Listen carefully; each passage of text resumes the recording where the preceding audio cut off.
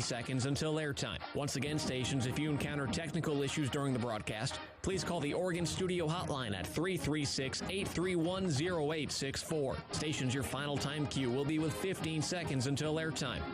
Mark, 15 seconds until airtime.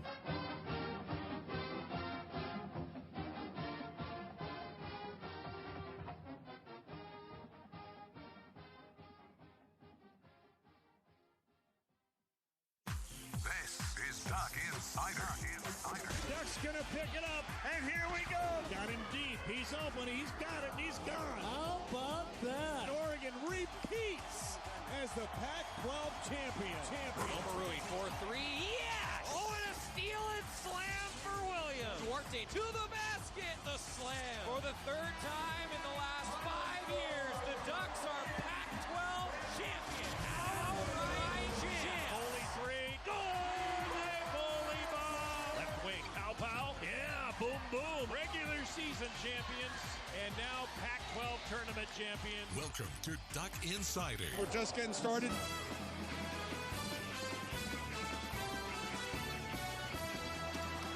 This is Duck Insider on the Oregon Sports Network from Learfield IMG College. Presented by On Point Community Credit Union. Better banking, local solutions. Live from the Country Financial Studio, here's Joey Mack. Thank you. A big day for a lot of different sports. Men's tennis in action today. We'll tell you about that. And it's a huge week for Oregon men's basketball. The Ducks getting ready to take on Colorado. It'll be an 8 o'clock tip-off tomorrow evening, 7:30 pregame show here on the Oregon Sports Network, and an 8 o'clock tip on ESPN2. Huge matchup for the Ducks. They're currently sitting in third. Colorado sitting in fourth. Big game. Really big game. Dane Altman talked to the media today. The big news is that he said Eric Williams will be a game-time decision, as the Ducks still look like they're going to be the healthiest they've been in an awful long time, and will have a full roster for the first time in a while.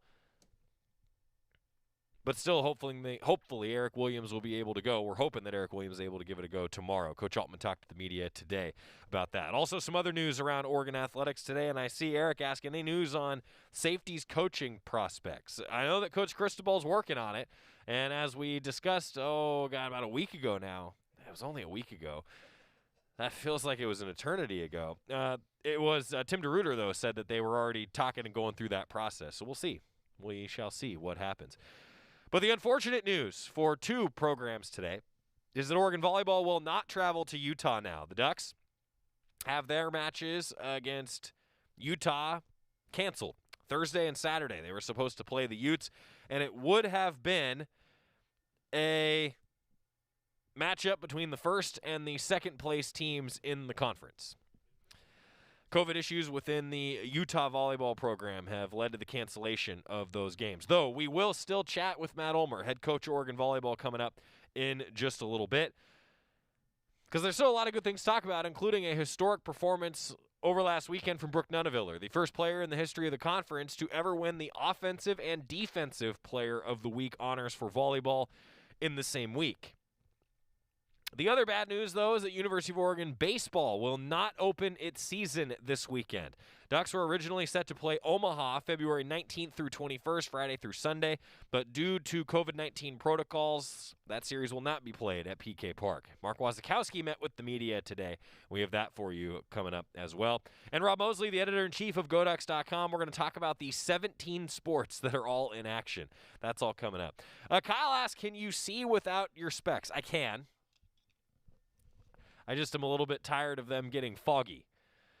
And in all seriousness, once Scott and I get to this point in the day, the show is pretty much like, if something goes wrong and I need to really be reading something and seeing it and putting my glasses on, then that means something went terribly wrong on the show today. So don't even bring that up. All right, we're not even going to go there. Chris asking, will baseball be allowed to have fans? Right now, no. Baseball will not be allowed to have fans. We are just not there yet in Lane County. And we'll see. Would certainly love to have you all back at our venues as soon as we can do so safely. On the baseball front, Brett Walker, National Collegiate Baseball Writers Association, named Brett Walker preseason All-American third team today. Brett Walker turned in a really impressive early season last year, and it ended up unfortunately being the entirety of the season. He earned a spot on the team after finishing last season 3-0 with a .84 ERA while allowing just 2 runs on 13 hits, 10 strikeouts, and 1 walk in 21 1/3 innings pitched. Held opponents to just a .176 batting average.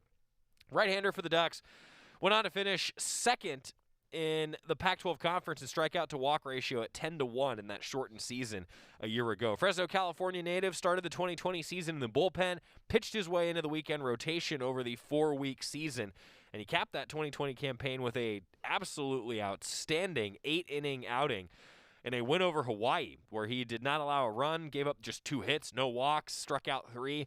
Brett Walker's not an overpowering pitcher, but man, he just knows how to pitch. Brett Walker, 3rd team preseason All-America by the National Collegiate Baseball Writers Association.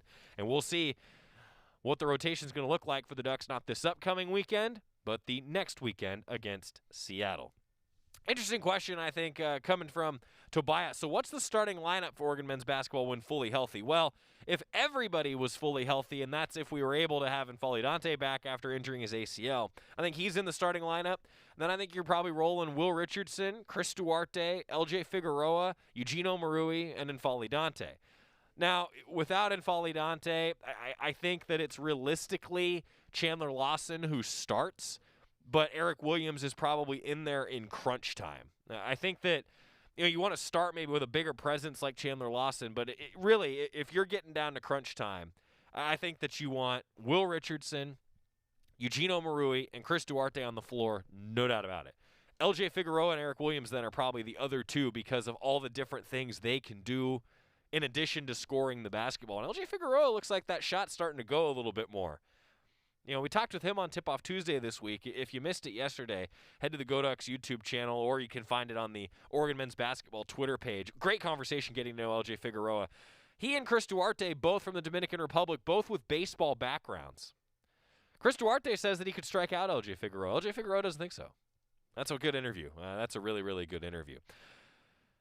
Meanwhile, we're going to talk with Matt Ulmer coming up here in a moment. Also, women's lacrosse season is starting on Friday. We have some news on that for you, and Rob Moseley's going to join us. Before, though, we go any further, Mark Wasikowski, he had a previously scheduled press conference this morning with the media before the announcement last night that this weekend series would not happen. So baseball is going to have to wait one more week to open up that season. But Mark Wasikowski kept his appointment to talk with the media, and we learned a little bit about how the team is handling this and what the future looks like for Oregon baseball. Looks like Seattle is still going to be on the schedule. That's the plan. And then on the other end of the spectrum, it's our next chance to talk with Coach about who's in the lineup, who's going to be in the rotation. I thought that was a good conversation to have with Mark Wasikowski. Real quick, Dave, key matchup for Thursday's game, McKinley Wright versus Chris Duarte. Also keeping Batty off the boards. Richardson's play key in this huge Pac-12 matchup. Dave, I agree on some extent. I actually think that Eric Williams is probably the best perimeter defender on the team. And I also am curious to see what Will Richardson can do defensively against McKinley Wright, because Will Richardson, the Ducks did not have him when they lost in Boulder about a month ago. But I think Eric Williams might actually be Oregon's best perimeter defender. So if he's able to go, again, he'll be a game-time decision tomorrow. I think that could be a real key. Might be the biggest key if Eric Williams is able to go. I think he's good for at least a few points, right? If you're starting to think about, the race to however many points, yeah, I think that's a big deal. All right, Oregon baseball, though, and we'll talk a little bit more basketball coming up. Mark Wasikowski, he met with the media and talked about all things Ducks baseball, as they're going to have to wait one more week to get things rolling. If you're going to get it out of the way, I suppose get it out of the way early. What can you tell us by way of timeline for are your guys going to be at this point? Are they on schedule to where next weekend series can occur as scheduled? And while I realize Omaha won't be made up, are you looking to add any midweek games or turn one of the Portland games into a doubleheader just to make up for some of those lost games? Yeah. Good morning. Thanks for the question, James. Good to see you all. First and foremost, yes, we are looking to reschedule I don't think it's going to be realistic with Omaha for this year. For future years, possibly, yes. We are looking to reschedule and add games as we go. And we don't feel as though next weekend it should be of course, there's plenty of time between now and then. But as we stand right now, next weekend's series versus Seattle does not look to be impacted at all. We should be fine. Hey, Coach. I know it must be frustrating that, last season was cut short and now this season's delayed. How are you just kind of keeping the guys motivated and keeping everyone's heads up? Thanks for the question, Joe. Motivating these guys is definitely not a problem. These guys want to play. These guys are disappointed, obviously, with what happened last year. They're disappointed with what's happened, to where we can't play this weekend, obviously. And keeping them motivated is not hard at all. They're not. Their desire is to not. They're not happy with not playing baseball games, just like I'm not happy that we're not playing baseball games. So, their desire and so forth is definitely not in question to be playing or practicing or low morale or any of those kind of things are not on the table. Mark, I know there's only so many things you can answer in regards to privacy and so forth, but the cancellation of this series, was it protocols within your program? Was it within the COVID protocols within their program? What kind of led to the cancellation of this series?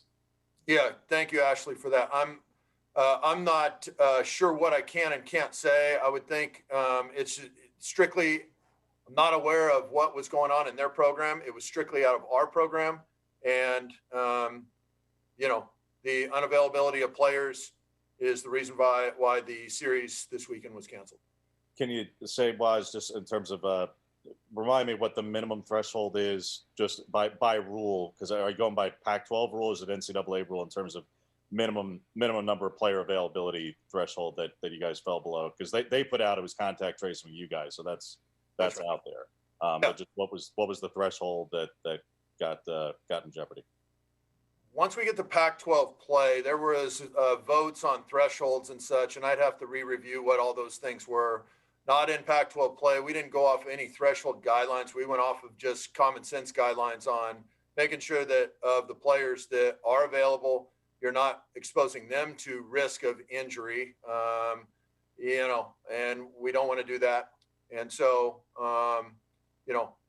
it was a combination, just making sure that our student athletes, taking care of them, their well-being, and making sure that we don't put them in a position where they are at an increased risk because of maybe some other guys not being available to play. Mark, because last year was such a shortened season, does this feel kind of like year one for you with Oregon, or does it really feel like year two for you at Oregon? No, it feels like year two. It just feels like year one was what it was. It was, very short and incomplete. This clearly feels like year two. And there's been tremendous progress off of what we've been able to do so far.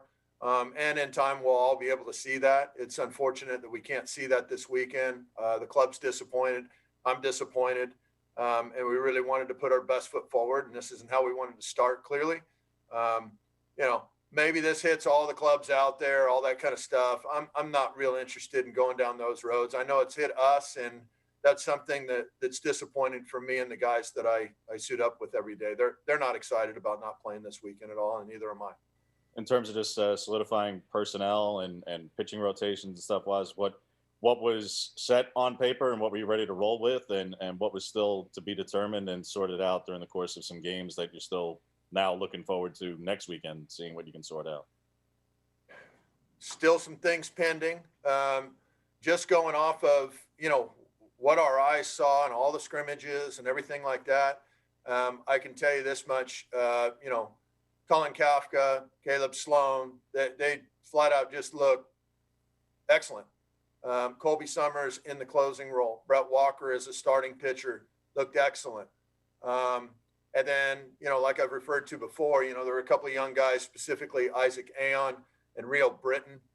Both those kids have very, very talented young arms that I think we'll all get a chance to see in the coming days. There's been development staff-wide in terms of just being more consistent with deliveries. Andrew Mosiello is a guy that I think we're going to lean on heavily with a lot of quality innings. Hunter Bro in scrimmages, we've seen up to 98.5 miles an hour. So that's pretty exciting stuff.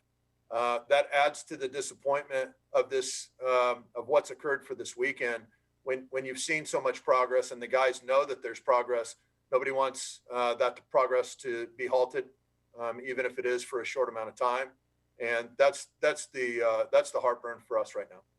Can you expand a little more on Sloan and the impression he's made on you, and what stood out about him? Best whip we had during all the scrimmages. Flat out just dominant. Power arm, big kid. Right type of guy mentally. It just seems like the kid is really advanced well with Coach Angier's assistance, and it's just been really fun watching him develop. Obviously, games and all that kind of stuff in front of us. All the roles and stuff like that will get defined in the coming days. His first experience in college baseball was used as a reliever. We know he can do that. We're not too sure that he can't be a starter as well, and a really good one. And so time will tell with the usage of Caleb, but we've been very impressed, to say the least. We hadn't gotten into it quite as much on Robbie Ashford yet, in the fall, Mario had said in the fall it was 100% football. Now that we're in the winter/spring and we're about to approach that crossover time, can you share what exactly the plan is on the day-to-day? And with virtual classes, is it possible for him to do both? I saw him doing, throwing the football with the other quarterbacks the other day. Anybody could do that at their own time, I suppose, but you guys play on the weekends, so sooner or later they're going to run into a little bit of conflict. How much can he do both, or is this 100% you guys, or what's the work split here for him? Yeah, no, great question. We've had detailed conversations with Coach Cristobal and his staff, Coach Moorhead, all the way through Matt Ulmer with the operations standpoint to make sure we're in compliance with rules and all that kind of stuff. Robbie's a two-sport athlete. He's going to play football. He's going to play baseball. It's not just all of a sudden he moves over and he's 100% baseball. He wants to be the starting quarterback at the University of Oregon, and he feels as though he can do that. He wants that opportunity. I want to give him that opportunity. For us, it's probably easier to work with a guy like him from our standpoint because, he is an outfielder. And even if we get smaller amounts of times than we normally would have with the rest of our roster, we can still do individual work with Robbie to be able to prepare him for the season. He's been out there with us now for a couple of weeks. He's still full-time football. He'll be full-time baseball as well, which is going to take a lot of discipline and time management on his hands, with the exception that he's not going to practice with the team full-time like our team practices. He's going to be with football 100%. He's going to come out, and we will take the hours that he still has remaining in his schedule to be able to develop the skills on the baseball field. A lot of people. He's been impressive so far. Really. A lot of people interested. He is a really, really good kid, as you heard Mark Wasikowski say. Robbie Ashford, I'm interested to see what he brings to the table. Just a tremendous, tremendous athlete. Mark Wasikowski, Oregon baseball head coach, talking with the media, brought to you by the Willamette Valley Cancer Institute Research Center. Fight like a duck with cancer care you can count on. I didn't mean to interrupt him there, but you just said, hey, he's a great kid. Time management, though, hey, you're playing 2 full-time sports. That's a big, big commitment. Dave Askin, I don't see any baseball games scheduled on the Pac-12 network. They're still figuring that out.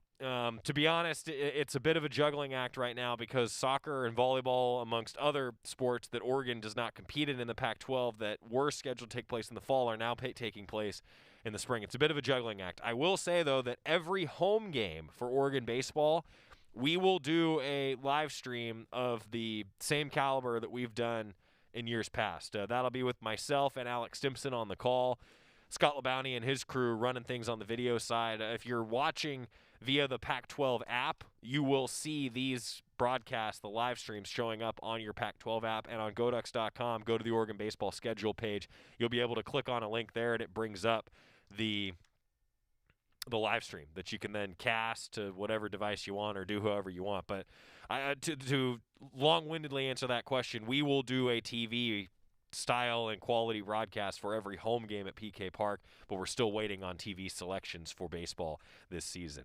Coming up next, we've got Matt Ulmer, head coach Oregon Volleyball. That's right after this, as they got some disappointing news today, but there's still some things to smile about on the Oregon Sports Network from Learfield IMG College.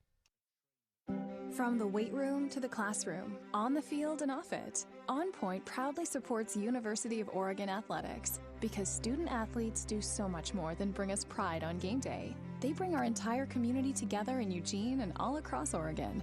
So whether you're watching the game in the stadium, at home, or at your favorite local business, their success makes all of us stronger. On Point Community Credit Union. Join in. OnPointCU.com. Federally insured by NCUA. Equal housing opportunity. As my family continued to grow, I realized I'd have to replace my beloved Jeep with something that has, well, more seats. I'm Jason Hines, Country Financial Rep and father of 7. Whether you're upgrading from your sporty ride with no room for a car seat or finally replacing your well-loved beater that still has a cassette player, you'll want the right protection for your new car. Work with a Country Financial Rep like me and get the protection you need at a price you can afford. Learn more at TakeSimpleSteps.com or contact a local Country representative. Don't go anywhere. Duck Insider continues after these messages on the Oregon Sports Network from Learfield IMG College. Learfield IMG College. Whoa, long time no see. It's me, the Rock t-shirt in the back of your closet. Dude, remember? You crowd surfed in me, man. But you haven't worn me in like forever. I get it, you're retired, but I still got some rock left in me. So take me to Goodwill, where I can really make a difference. Your donations to Goodwill create jobs, training programs, and education assistance for people in your community. To find your nearest donation center, go to goodwill.org. Donate stuff, create jobs. A message from Goodwill and the Ad Council. I wasn't prepared to be a caregiver to Mom. I had no idea how hard it would be and what I would need to know. Things I never thought of, like how to improve her mood and ways for me to stay positive. Luckily, I found the Caregiving Resource Center from AARP. It had articles about the basics, but also information about the hurdles I was facing. Caregiving Resource Center at aarp.org/caregiving. Articles, tips, and tools to help you both care for your loved one and care for yourself. Brought to you by AARP and the Ad Council.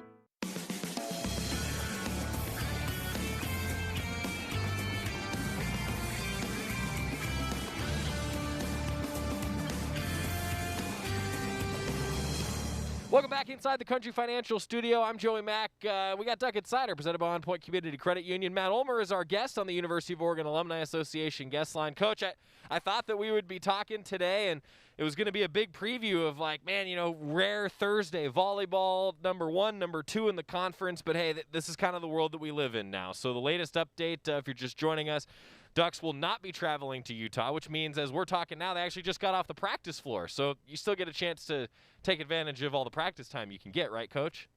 Definitely, yeah. And now we get to prepare for Colorado, which is in another week and another great team. So, you know, it goes on. What was the reaction when you guys got the news? I mean, how does a team handle something like this? Well, first reaction is making sure that Utah is, if they're feeling okay, just concerned for whoever, you know, came in contact with COVID. So that was just the conversation that their coach Beth and I had, just making sure that they're all right. And both sides are obviously disappointed. We were very much looking forward to this match. I think we both think very highly of each other, our teams. You know, and both sides were looking forward to, I think, some pretty high-level volleyball this weekend and to showcase the Pac-12. So that part is frustrating for both. Both sides really want to compete against the best and make a run this year and all those things. So I know both sides are disappointed, and, you know, we're not making this up. It's just canceled. So I think that part, you know, it is what it is.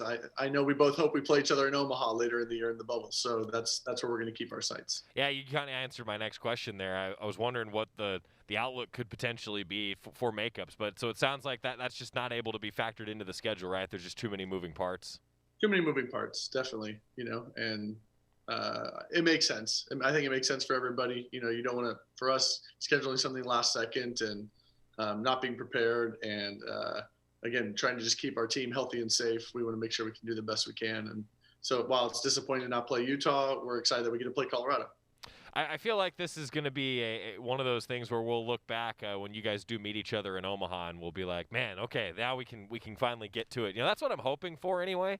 So yeah. I'm just going to knock on wood and hope that comes true. I like that premonition here from Coach Ulmer joining us over at his office from Matthew Knight Arena. Well, if we could, Coach, before we look ahead again, I'd like to look back with you on what was a great weekend. You had to feel pretty good coming off of a couple sweeps. You guys won every set that you played. That has to feel good for a coach. Yeah, I mean, Arizona is very good. They're always very difficult for us to play against. They do a lot of different schemes, a lot of different things differently than a lot of teams we play. They're so well coached, really diverse offense. And so we prepped for it, and the team was very up for the matches. So I thought we executed really well. I loved our energy. It was nice having everybody back. We had all 14 bodies, which we hadn't had except for week 1 against Washington State. And I thought that was really important. And yeah, I mean, a lot of really nice performances. You know, I want to kind of dive in with you on having that depth back. Not just what fans saw in the matches, but just how nice was it to have all those bodies back in practice, Coach? I mean, it feel like it really helped you guys? Yeah, I think, yeah, even more so than our matches against UCLA and USC. It's the prep, and we're trying to get better. You know, again, we haven't had much time to practice in the last year. So we really need our practice days to count. And so when we didn't have enough people to even play 6-on-6 the last few weeks, you know, that's not ideal for us. So just having everybody back, being able to actually really prepare and continue to grow, I thought was huge, and it showed. All right, Brooke Nuneviller, I got to ask you, because we've been talking about it on the show. First time in the history of the conference that a player has won the Offensive Player of the Week honor and the Defensive Player of the Week honor in the same week. Brooke Nuneviller did that. Just how impressive was she this past weekend? Kind of blows me away, because since the awards came out 10 years ago, we've had 6 National Players of the Year in the conference of 10 years. And they've all been pin players, 6 rotation players. So the fact that, you know, none of them ever did that and Brooke did is pretty special. So I think that's pretty cool. And then, you know, she's amazing. You know, I mean, she just plays the whole game, and she just plays away, I think, all years with a lot of passion and focus and intensity to win and help her teammates get better. And, you know, it's just all that kind of came out this past weekend. You and I have discussed before that the recruiting approach is you want to just recruit the best athletes. Brooke Nuneviller certainly fits that bill, somebody that can do everything on the floor. But how unique of a player is she, Coach? I mean, I look at her numbers, and it's still a little bit mind-boggling for me. How unique of a player is Brooke Nuneviller? Yeah, it's probably more unique as a person. It's just, again, how she approaches each practice, each rep. You know, you always talk about as a coach that, you know, you win games in practice and how you prepare, and each repetition, you want to play it like a game. You know, we always say that, but she does it, and she's done it since I first saw her play when she was 13. You know, like, that's just how she's always been. She just really loves playing volleyball. She loves playing, you know, being on the court with her teammates. She loves the team aspect of the game, and she's always just trying to make everybody else around her better. And I think, you know, again, just who she is and how she operates, that it's infectious to everybody else around her. I don't know how, you know, you can be on the court with Brooke when she's flying around and you don't want to go do that too. You know, it's like, you're not going to just stand around and watch her do everything. You're going to try and figure out how you can be a part of it. And I think that's just all kind of just bleeding into her teammates, and she's a great leader for us right now. She's dealt with injuries in her career too, Coach, that we've talked about. I mean, just the confidence that she must have, and just how rewarding it must be to be out there on the floor performing like this. It's got to feel like sort of a weight off of her shoulders after some of the ups and downs that she's had health-wise. I think for her, it's more of, you know, you're this really high-level libero, and then you're trying to be this high-level outside that needs to score and play up at the net in the Pac-12. And so I think coming in, she had so much confidence in her ability to be a high-level libero. And I don't think she had the same type of confidence early on in her ability to be a front-row player. And I think what she's worked her butt off. She's in best shape of her life. She's jumping higher, hitting harder. And so I think she's really starting to understand, you know, just how special she is in the front row also. And I think that's only growing right now. I think she's really just starting to buy into what she can do as a scorer. And so I think, you know, every day it gets a little bit better. Talking volleyball with head coach Matt Ulmer. You mentioned a couple other great performances. You're 8 matches through right now, Coach. I mean, what stuck out to you so far? Who else has stuck out to you so far? Yeah, I think it's just the team effort. You know, we really can get a lot of scoring from all over the place. You know, whether it's Abby Hansen blocking 8 balls, you know, in a match, so she scores 11 points, or whether it's Gloria Materi leading us to kills. Morgan Lewis came back in and had a great night scoring in the first match against Washington State. She led us. Taylor Borup has had nights where she hits 400 and she can score points. And Carson has been, I thought, probably our most consistent as far as hitting percentage goes. I think our setters are really growing right now. I think some things are starting to click for them, and their relationships with the hitters are growing. And that's all because of our passing. You know, we're one of the really elite passing teams, I think, in the country. And so that allows us to be calmer as a setter, and attackers to get a better rhythm consistently. So I think all that is really developing. I thought we'd be a good defensive team. I thought we'd be a good ball control team. And we are definitely those things, and some of the other pieces are coming together. This weekend post-game, I loved one of your quotes that, you said that this is more like the norm. And to give everyone the context, the question from Rob was, hey, this is kind of like last year was a little bit of the unique stretch, right? Well, Coach, I have to say, I absolutely loved that you said something was normal about this year that we're living in. So thank you. I'm glad that we're getting back to normal. To me, this is like a big shining light. And in all seriousness, I loved that one just because it was like, man, yeah, this is great. But also, too, I think it just speaks to, like, last year, you guys had so many things to work through, health-wise, depth, I mean, all these different things. I feel like everything's sort of being realized this year of, like, no, this is a group of really, really, really talented student athletes. Yeah, I think 2019 was such a perfect storm of a lot of things that could go wrong. But again, even through all of that, we never lost our way as people, as teammates, as a staff. I mean, all of that I think was still solid. It was just I don't think we ever had the same lineup back-to-back weekends. Yeah. And so that's just, it's really hard to be consistent when you're always inconsistent with what you have and in your prep. So I think the positive of that is that it really prepared us for 2020 and 2021 when everything is always changing, because that's kind of what we had to do in all of 2019. So where other people are trying to figure out how to be resilient and adapt, that's kind of what we've been doing for a while. And for some of our players, that's all they know. I think the way that we are as a group, the people that we have, that's been consistent with the time that I've been head coach here. And now we're just able to be out there more consistently together, and so you're going to see some results. Yeah, I love that approach. I just feel like the maturity of this team has really taken a step. You feel like this team has really learned how to win so far this year? They've won some close ones, and we've talked about the 5-setters, how you guys have been so good in 5-set matches this year. I mean, I feel like they've really learned how to win, and that's some maturity, right? I think we've learned how to be consistent. And I think, winning is always a byproduct of all the things you do. You don't learn how to win. You learn how to be there every day, show up every day, do your job every day. And if you do those things, then you're going to have a chance to win. So I think for us, we've been a very consistent approach. Again, like I said, we've been able to adapt to a lot of things. When it's your turn to step up, you do, because you're ready for it, because you practiced it.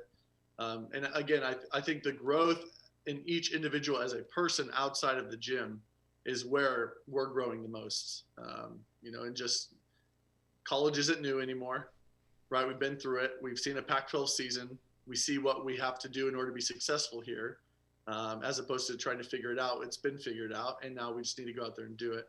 And, you as a coach, you always like to have more experience on your side. Absolutely. Just like you always like to have more time to prepare, right? Always. Yeah. Yeah, I don't think I've ever heard a coach that said, like, yeah, we had just enough preparation time. It was great. We had just enough. You guys are up to number 22 now in the latest poll this week. Do you pay attention to that? Does the team pay attention to that? Does it matter? I'm one of the voting members, so I pay attention to it. Yeah, I get that. No, I mean, it's always nice to be recognized, right? I mean, who doesn't like to be recognized for something? But I think there's always a lot of different point of views, in something like that. That's hard to understand and justify. So I think you just put your head down and you just keep working. And at the end of the year, it'll always work itself out. Whatever we deserve, we'll get. And if we don't deserve it, it won't happen for us. I'm going to ask this, and I wouldn't ask a lot of coaches this, but I think you'll think this is funny, and I think that fans will think it's funny too. Matt's like, God, what did I sign up for? You always hear the stories in football especially where it's like the coaches poll is really just like the head coach's intern who does all the polling and the voting, right? So how do you approach it? how do you like go about voting in something like that? What's your point of view, I guess, is really what I'm asking here. Because you mentioned there's so many different points of view, so many different ways to vote and something like that. How do you approach it as a coach and as a voter and with ranking teams? Yeah, when I was at Long Beach, our SID did the voting. Yeah, there you go. See? So I understand that. Sometimes I did as the assistant. I try to watch a lot of volleyball. I try to watch every team that's out there, every match I can find. And so I have a pretty good idea of what it looks like across the country. Again, for us, we always try to be nationally competitive. So I want to know what's out there. So I feel like I've watched pretty much everybody that I'm voting on. So at least I have some sort of idea. Again, it's hard without out of conference matches. It's hard to know direct comparisons. Yeah. So it's a lot of the eye test, and you're just trying to see like what do they have and what's good. So I do my best to do that, and I try to pay attention and be an informed voter. What stats do you look at? You know, like it's not just the eye test, right? Like, how do you kind of start actually ranking teams when you do it?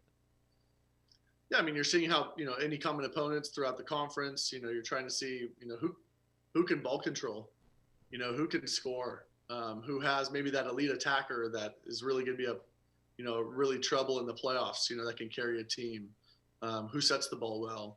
You know, there's so many different things to look at. But ultimately, you know, I'm looking at hitting percentage for, hitting percentage against. You know, the bigger the gap, probably the better the team. Sure. You know, so I'm paying attention to that. And then who are they playing?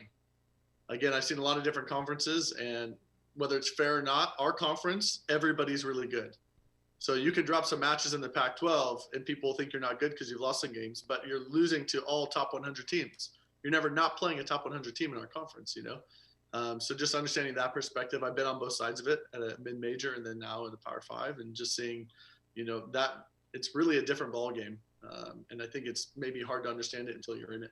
Matt Ulmer, head coach, Oregon Volleyball, kind enough to join us. Coach, I'm sorry that you won't be making the trip out to Salt Lake City, but here's to getting some good practice in and then looking forward to getting back at it against Colorado. Thank you for the time, sir. Thank you. Appreciate it. Go Ducks. All right, we're going to get a quick timeout. When we come back to Duck Insider, we've got a couple sports in action, one today and then one starting its season this weekend. Going to hear from Lillian Stump of Oregon Lacrosse after this on the Oregon Sports Network from Learfield IMG College. Dear Wallet, you can't stop a new 2021 Toyota no matter the weather. The Camry all-wheel drive comes out to play. Snowy hills don't stand a chance against the RAV4, and everyone will be comfy in the Highlander. See you in the snow. Toyota. Find yours at toyota.com. Toyota. Let's go places. From the weight room to the classroom, on the field and off it, On Point proudly supports University of Oregon athletics because student athletes do so much more than bring us pride on game day. They bring our entire community together in Eugene and all across Oregon. So whether you're watching the game in the stadium, at home, or at your favorite local business, their success makes all of us stronger. On Point Community Credit Union. Join in. OnPointCU.com. Federally insured by NCUA. Equal housing opportunity. Dear Wallet, you can't stop a new 2021 Toyota no matter the weather. The Camry all-wheel drive comes out to play. Snowy hills don't stand a chance against the RAV4, and everyone will be comfy in the Highlander. See you in the snow. Toyota. Find yours at toyota.com. Toyota. Let's go places. Duck Insider continues after this timeout on the Oregon Sports Network from Learfield IMG College. All right, everybody in the car. Let's go. What are we gonna do first when we get there, Mom? Go for a hike? Sure. What about canoeing? Can we go canoeing too? I don't see why. How long does it take to get to the forest? It's not that far, sweetie. Are we there yet? Yep, we're here. Already? It's a short drive from your neighborhood to your naturehood. Visit discovertheforest.org to find a neighborhood park or green space near you. Brought to you by the Ad Council and the U.S. Forest Service. They say that car crashes happen in slow motion. The reality is that crashes happen fast. There's no time to think and no time to check if your child is in the right car seat. Car crashes are a leading killer of children 1 to 13. Are your kids in the right seat for their age and size? Don't think you know. Know you know. Get more info at safercar.gov/the-right-seat. A message from the National Highway Traffic Safety Administration and the Ad Council.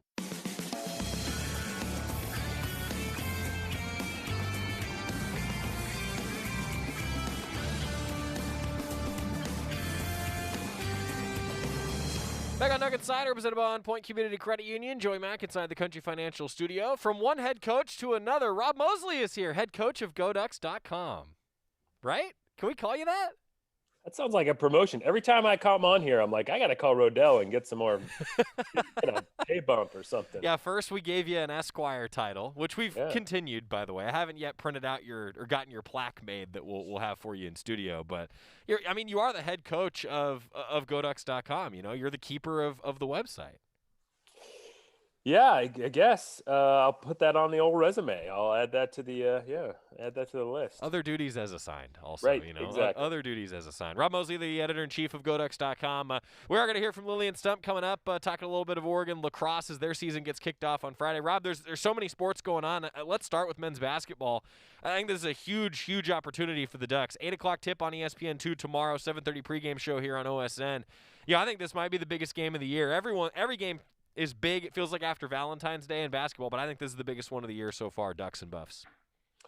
Yeah, I mean it's definitely the best chance left on their at least the regular season schedule, pending some potential rescheduled games that got canceled previously, to kind of burnish their resume and make a case for tournament seeding and Pac-12 standing in the Pac-12, all that. So yeah, just a huge opportunity. And I mean, obviously, as you know as well as anybody, the series between these two teams is home court advantage is massive. So even with no fans in the stands, that's proving to be the case. I think for a lot of teams across sports that it still benefits, it still helps to be at home. So Ducks sure hope that's the case tomorrow night. That's sure. Yeah, that's for sure. Comfort of your home arena. You're sleeping in your own bed. You don't have to travel, get drained that way. The fans are a big part of it. Don't get me wrong, but certainly is nice to be at your home arena. This is a huge opportunity. Ask Kelly Graves, Monday night, how much he would have liked to have a bunch of fans screaming and how much of a difference they could have made.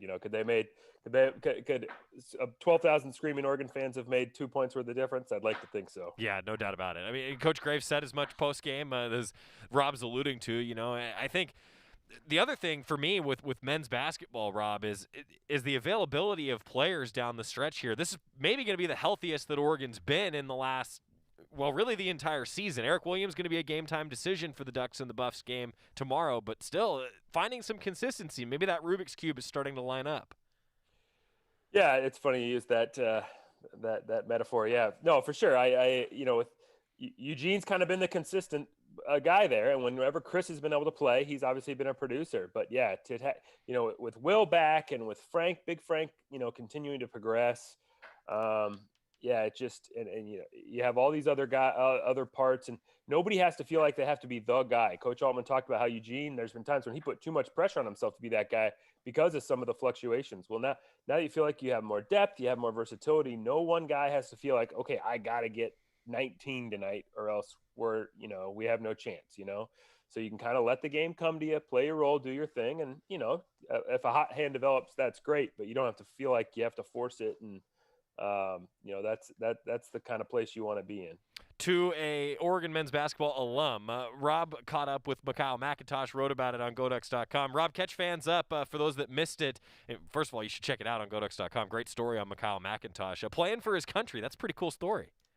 Yeah, Canada is in Puerto Rico this week. Had a game today. I'm not sure actually what time that tipped off, but they're the first of 4 games they're going to play. They're playing, I think, the U.S. Virgin Islands twice and Cuba twice, if memory serves. It's been a few days since I wrote that thing, and a zillion things are going on. So, but yeah, they're trying to get qualified for a FIBA event, the AmeriCup 2022 next year.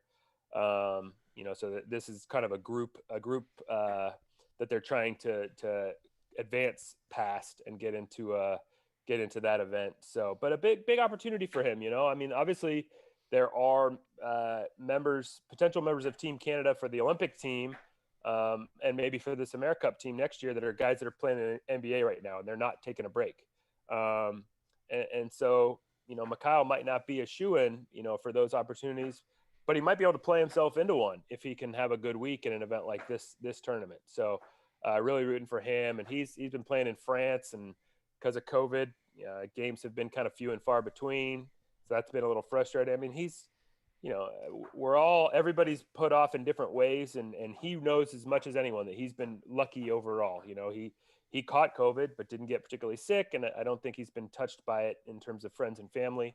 And so he knows in the big picture, he's lucky, but he's in the prime of his career right now. Yeah. And he's being robbed of some pretty crucial opportunities that, might not always be there, that tend to be fleeting and you really want to take advantage of. So if this can be one of those, that'd be awesome. Cause man, he's just a great dude. And, he is, I know he was here one year and it was kind of a weird year. Just kind of a weird, not a vintage year results-wise, but he was a really good kid who certainly did his part, and a guy well worth rooting for. Yeah, McMurray and McIntosh. So as you can imagine, we often would sit on planes next to each other because it just ends up being alphabetical, and he was just an awesome individual. Can't help but root for him, Mikhail McIntosh. To another court sport in women's basketball, Rob. Talk about a big matchup for men's basketball. It's a huge matchup for Oregon women's basketball on the road on Friday. Yeah, they just keep coming for this team. I mean, it feels like every game they play right now is against a top 10 program, and you know, part of that is, there are some really good teams in the conference, but just part of that is just kind of how the schedule fell, and then some cancellations, and it feels like it's either been UCLA or Arizona or Stanford for 6 weeks now. And so, I mean, on one hand, it kind of presents a picture of a team that's struggling a little bit, and there have been some struggles. I mean, particularly, the two games against Arizona were not encouraging performances, to say the least. But both performances against Stanford, I think, were very encouraging. And Ducks nearly beat UCLA here. So, if you can bank another really good, solid, encouraging performance this time out, it's again, the results haven't been great in the win-loss column in those matchups. But in terms of seasoning your team, given how young this team is, in terms of how much this is going to help them grow up so that when they get to the tournament, they're ready for whatever they see. That's absolutely going to be the case. So they just got to keep their heads up. They got to take what positives they can from these games. And if you can break through and get one Friday night, what a development that would be in terms of affirming that everything that they have gone through was worth it and could yield some positives. Yeah, 5 o'clock for the Oregon women on Friday against UCLA on the road. 4:30 pregame show with Terry Johnson, Bev Smith here on the radio side on OSN, Pac-12 Network for TV. Rob, you mentioned that there's so many things going on.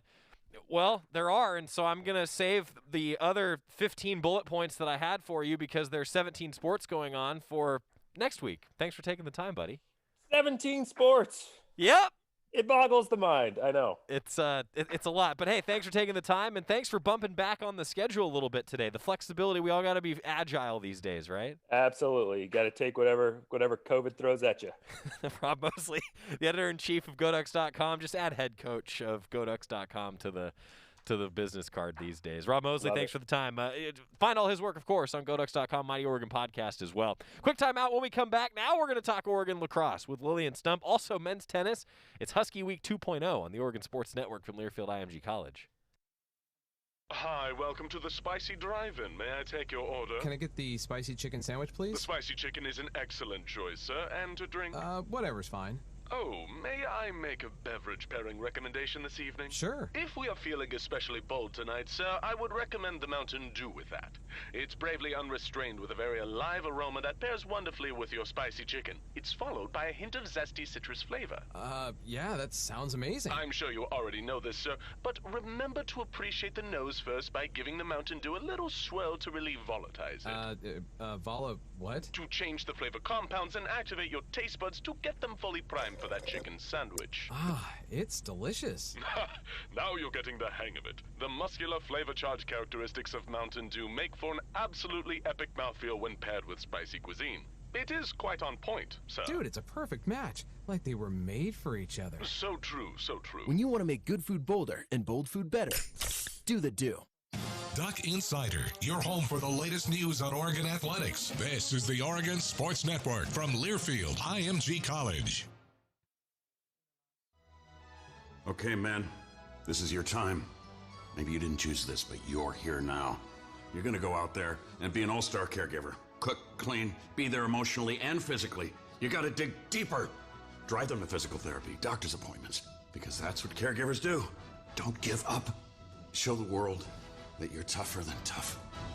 Caregiving is tougher than tough. Find the care guides you need at aarp.org/caregiving. Brought to you by AARP and the Ad Council. Is that a faucet running? That's not a faucet. That's a river rushing through the forest. Forest rivers provide over 100 million people with clean water to drink. What? I can't hear you because of the vacuum. That's not a vacuum. That's the trees in the forest cleaning up the air we breathe. I didn't know the trees were so amazing. Yep, and the forest gives us shade, trees to climb. That's awesome. Let's go explore some more. Visit the forest today and enjoy all it does, just for you. To learn more about the forest and find one near you, go to discovertheforest.org. Brought to you by the U.S. Forest Service and the Ad Council.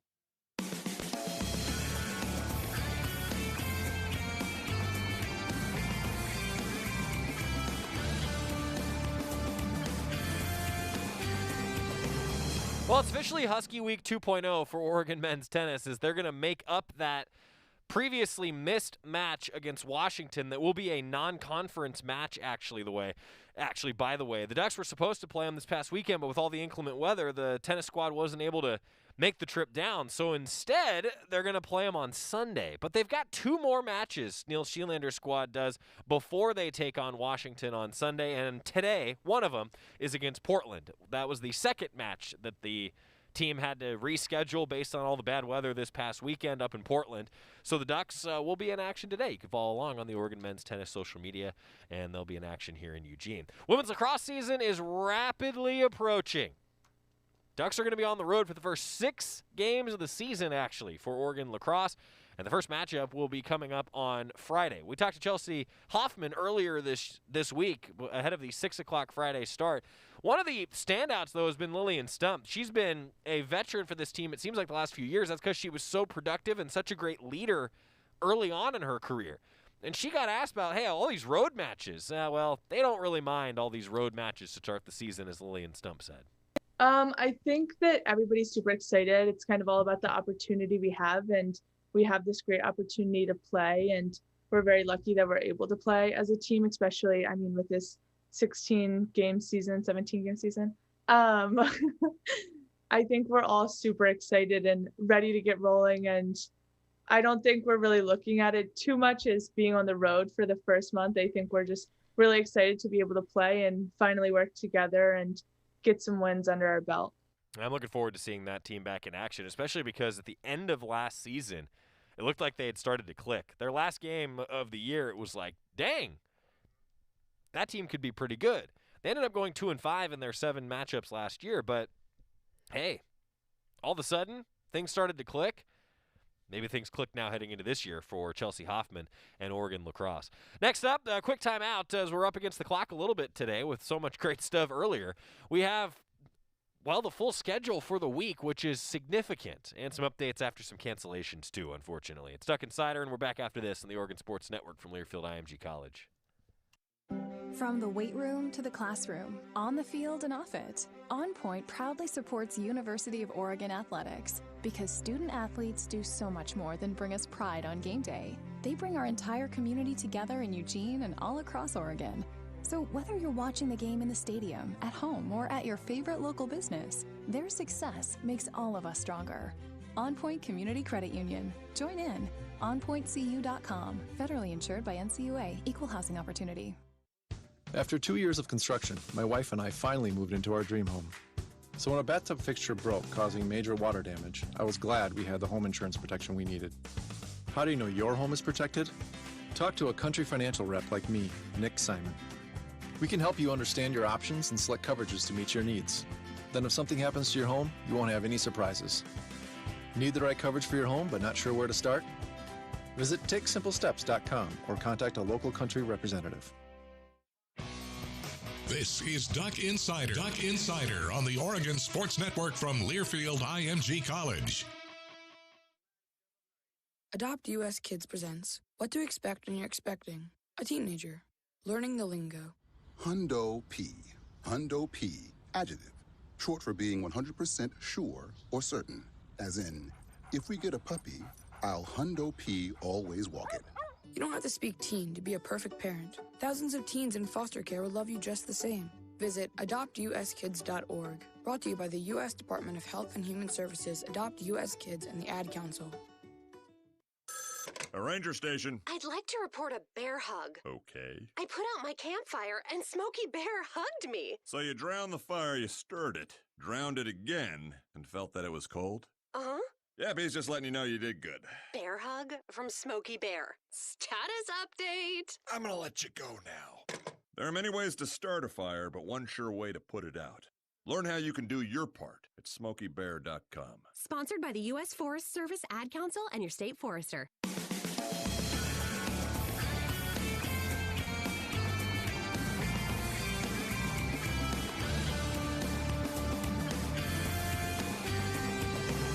We're back on Duck Insider, presented by On Point Community Credit Union. Joey Mack with you in the Country Financial Studio. My apologies for the 2 quick segments. Went a little long with Coach Ulmer and went a little long with Coach Wasikowski. Went a little long with Rob Moseley. And it happens, just to end up like that. Every Thursday, by the way, at Hoodoo, you can ski and ride from 9 a.m. to 9 p.m. for only $25.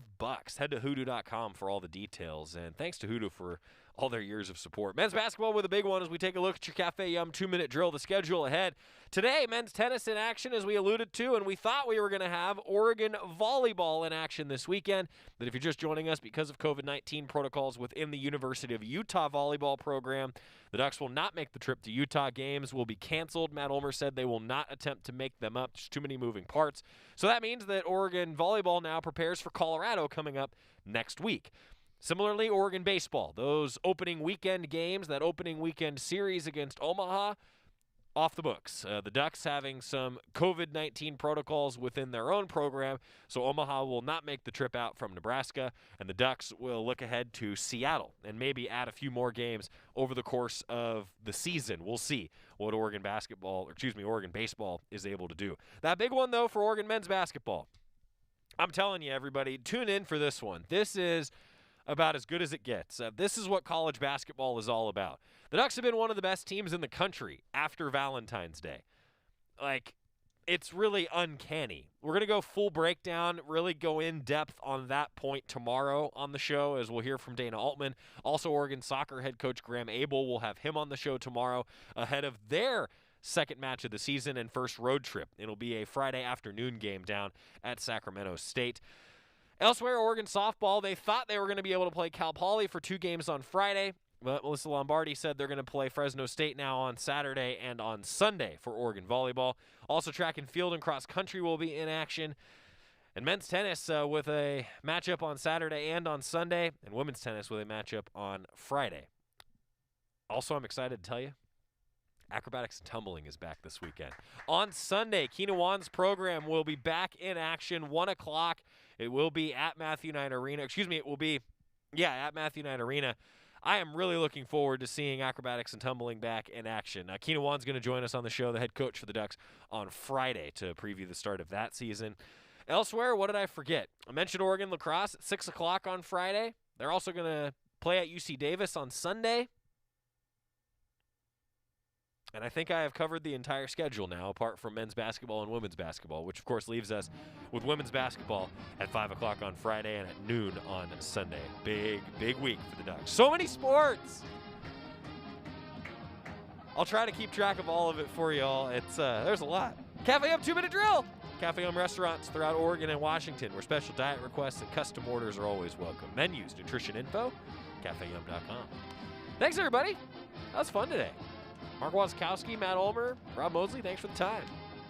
See you tomorrow, everybody. I'm probably okay to have one more drink before I drive home. I'm probably okay.